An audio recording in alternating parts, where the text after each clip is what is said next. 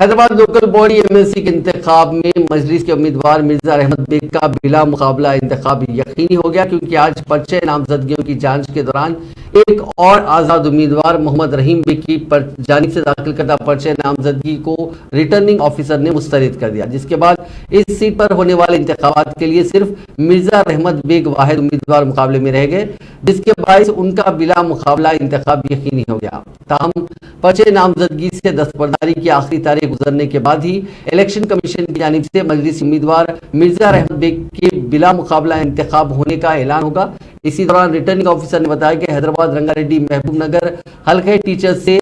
21 پرچہ نامزدگیاں داخل ہوئی ہیں۔ یہ تمام نامزدگیاں درست ثابت ہوئی ہیں۔ 27 فروری کو پرچہ نامزدگی سے دستبرداری کی آخری تاریخ مقرر ہے اور 13 مارچ کو صبح 8 بجے سے شام 8 بجے تک اس حلقے میں رائے دہی ہوگی، جبکہ 16 مارچ کو ووٹوں کی گنتی اور نتائج کا اعلان کیا جائے گا۔